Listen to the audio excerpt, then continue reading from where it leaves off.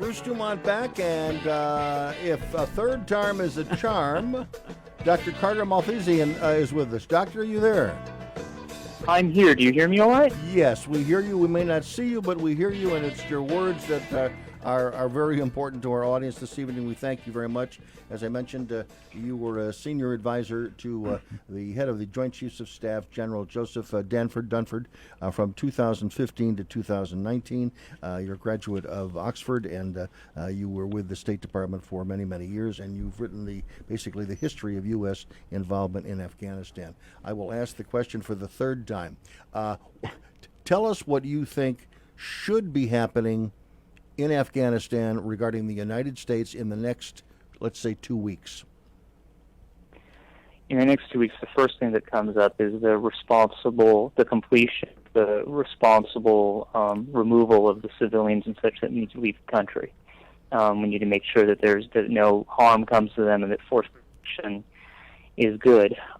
It's a little unclear as to what the administration's intentions are next. If they intend on keeping a small embassy presence at the airport itself, because our embassy presence it's been announced as being moved from the embassy itself to the airport.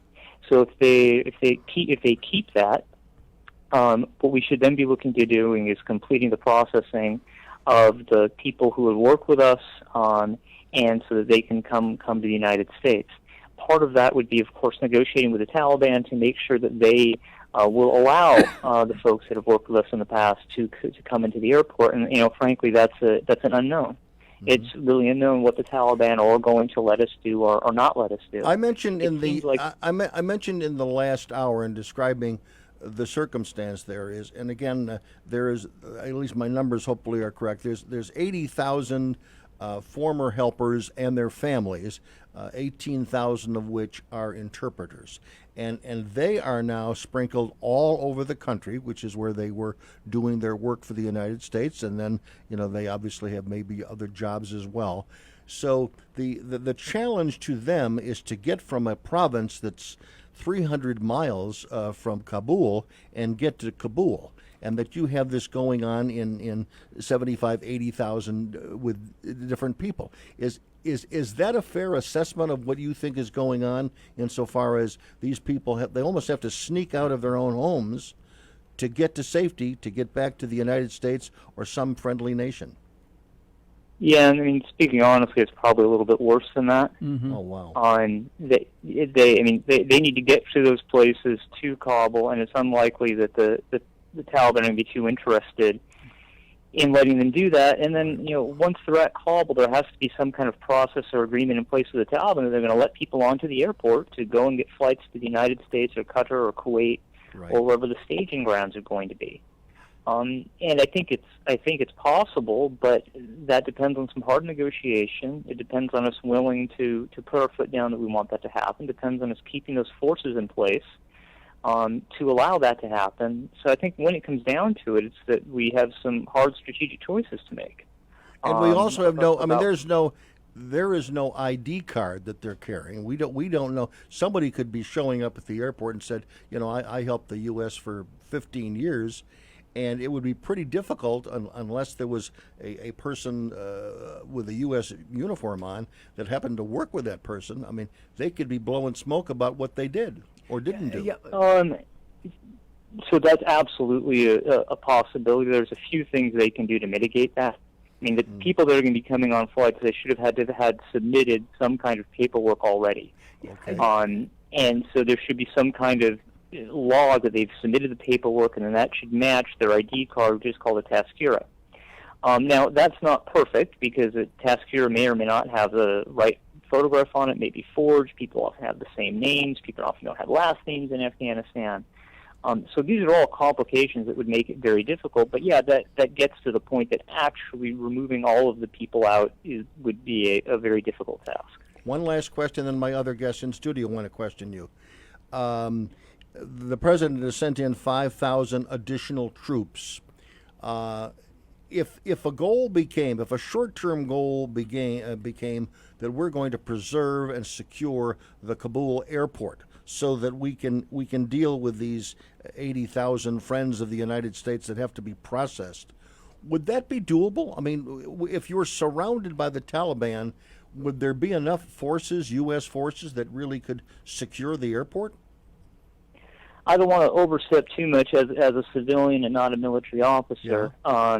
But my rough intuition is that, yes, it would be doable, partly because we could bring tremendous firepower to bear. Mm-hmm. And yes, it does take responsible, careful leadership, because otherwise, Taliban can seep through. There are people who could exploit things. Sure. But I think it is possible. The other thing that gives a little bit of confidence, but we don't want to let it give us too much confidence, is that since the signing of the February agreement in 2020 between us and the Taliban have adhered pretty well to not attacking U.S. forces. So it's possible that that agreement is still in place. Paul Vallis, former superintendent of public school systems, got a question for you. And former old history teacher. Look, the government's already collapsed. The Taliban's in Kabul. I mean, the airport may be the only sanctuary. They're already moving the embassy. The window has rapidly closed on on really getting all the people out that they need to get out. Yes, the Taliban have adhered to their agreement not to fire on American troops, although they did before Trump left, and Trump pounded them. And look, I'm not, I mean, so there was always that unpredictability with Trump, particularly after taking out Soleimani and sending the signal to Iran. So, but the bottom line is, the Taliban already announced that there's going to be no transitional government. So they're simply going to dictate to us. So unless there's like a show of muscle or a show of force, we may get the Americans out and we may get some people out, but the vast majority of these translators are going to be left behind, and the Taliban will retaliate against them because they said they would, and we'll be lucky if we get a fraction of the 80,000 who have worked with us, and by the Taliban definition, they've collaborated with us. So it's an American tragedy. Dr. Malkasian, do you agree with that assessment? Everything he says is a distinct possibility here. I've had Afghans calling me, and people I know, people I've worked with for years, calling and talking to me over the past 2 weeks about what could happen in a city's fall as the Taliban start conducting operations looking for people who have worked with us or looking for people who have fought hard alongside the government. So this is a real problem. It's heartbreaking. It's tremendously shuddering. And we don't know. The Taliban are likely to punish them. We don't know to what degree they're going to punish them. Is it possible they could execute some of these people? Yeah, it is. Is it certain? I don't know for sure if that's going to happen or not. I don't know, and I don't know how much the Taliban cares about how they'll be viewed by the world. These are all questions that are there. So when I mentioned a moment ago that we have some hard decisions to make, it's kind of what you guys were just pointing at. We have a hard decision about how long are we going to sit there and apply the pressure if we wanted to get these interpreters out, because just as you just described, making that happen would be pretty difficult. We would also need countries that want to accept them. At the moment, is it true that only Qatar is accepting them into their country for processing? I'm honestly not sure. When they gave us the report that Kuwait was also on the list, but that information is 2 weeks old, so it is possible that I'm missing some information that maybe Kuwait has said no to that. Yeah. But it was Qatar and Kuwait initially. Right. But there's Canada's accepting a large number as well, several thousand. But I think other countries will accept people who are going to come. But we don't. Whether it's refuge. We don't have anyone in the United States. So given the way that we're dealing with immigration as a broader issue in the United States, there's the governor of Montana is not saying we've got 80,000 square feet out here. Let's bring them here. No, there's no governor that's saying send us some of your Afghan refugees, right? This becomes a domestic political issue because this is one of these things where we want to help out, but not in my backyard. I don't want 30,000 Afghans in my neighborhood. Well, there's plenty. Look, we're not in this alone. One of the reasons that Biden's getting a lot of criticism from some of the other Western leaders is because there was no plan. There are other countries that have been part of the alliance there that might have been willing to take people. There are also countries that are heavily dependent on us for their security in the Middle East. Saudi Arabia, Kuwait, others, Qatar, etc. I mean, the bottom line is they dropped the ball. They completely dropped the ball. Doctor, do you agree again with Paul that there was no plan or there is no plan? Do you go that far? I wouldn't say that there was no plan at all. They've been worried about interpreters for quite some time. For several years, they've been steadily increasing the numbers that they'll accept in the United States. Senator McCain was very much pressing for this for years and enabled a lot of it to happen. And then once the announcement was made, they did work to move things forward. So I wouldn't go so far to say there isn't a plan. Things have definitely moved faster than our ability to execute. Bruno Barron has a question for you, Doctor. Go ahead. And Doctor, so I guess, and I'm far less knowledgeable about the interpreter issue than Paul Vallis and you are. What I was looking at is the reason we went into Afghanistan in the first place was we can't have this giant petri dish for Osama bin Laden and other terrorist groups to do state-sponsored terrorism. The Taliban is barely a state, but they're certainly more of a state than anything else in Afghanistan has been without our support. So how do we prevent that petri dish from happening again, and what are some options we have if it starts happening? That's the question. We do have to pause, Doctor, for some commercials. When we come back, we'll get your full answer uninterrupted. I'm Bruce DuMont. Thanks for joining us tonight. Yep, Bruce.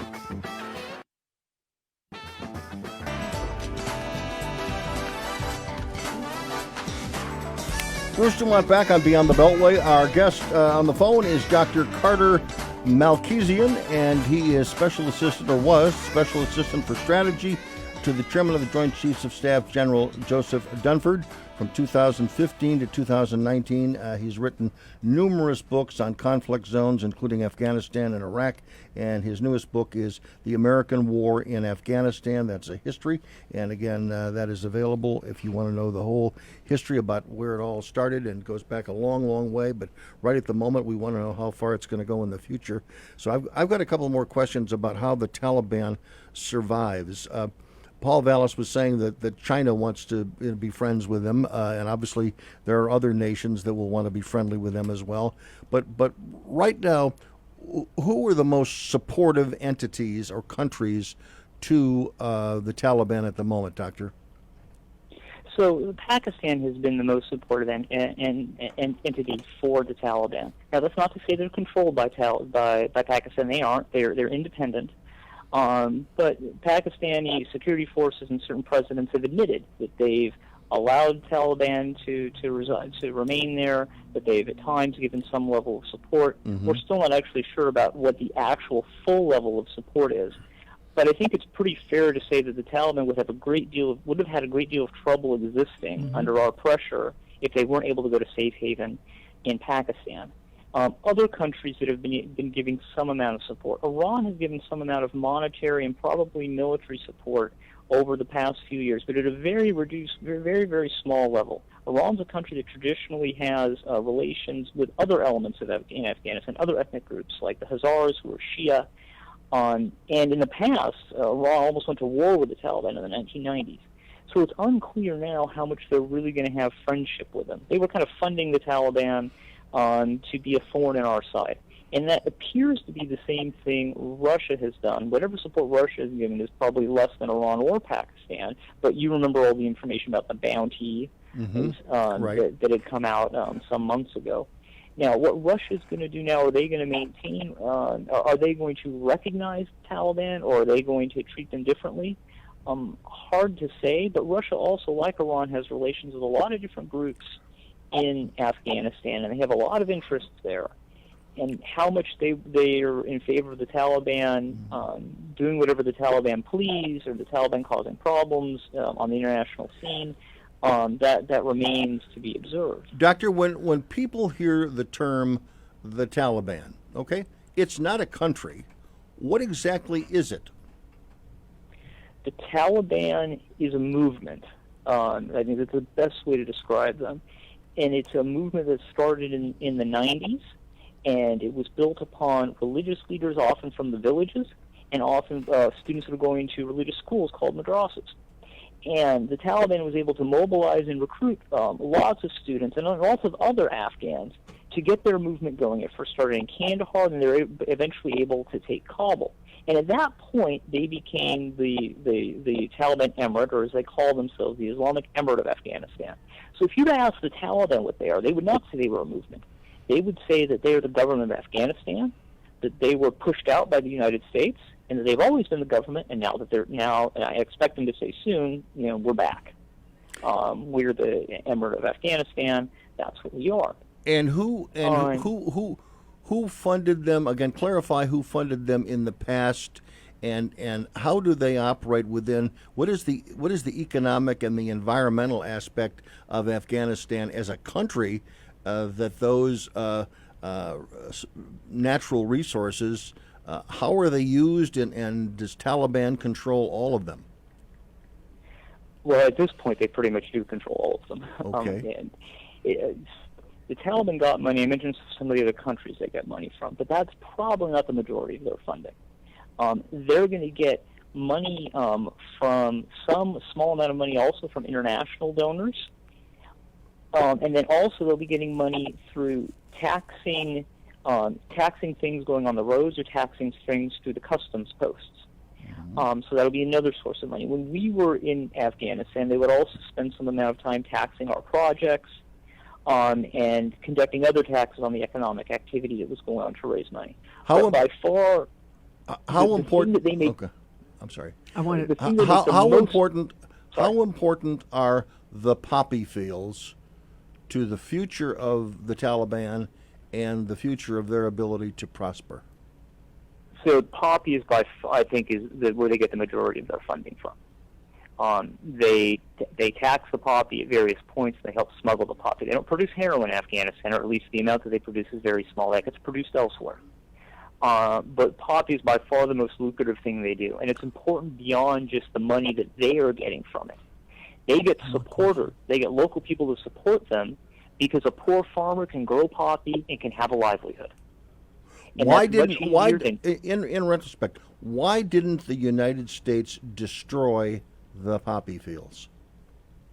Goes right back to those local farmers. That there was a sense that if you destroyed all those poppy fields, you would set all of the local farmers and create more issues and problems than it would be worth. Paul Vallis, we have less than a minute left. Yeah, one question. One of the reasons that it was so easy for us to topple the Taliban after 9/11 was the fact that the Taliban rule had been so injurious,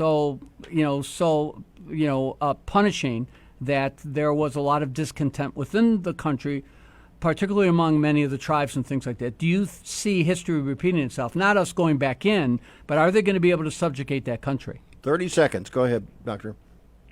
I think in the near term, they'll be able to establish a good amount of order, but in the long term, you've got a great point. It's hard to see a Taliban regime surviving for, say, 20 years.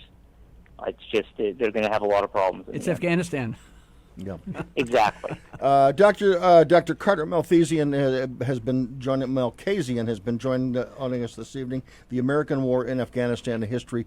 Thank you very much for being with us. I'm sorry we had all of our technical issues, but again, I think you got a lot of significant points out. And again, we thank you for sharing your knowledge and your history and your experience in Afghanistan with our audience this evening. Okay. Thanks very much. Thank you so much for hosting me. Also, thanks to the ever-popular Bruno Barron.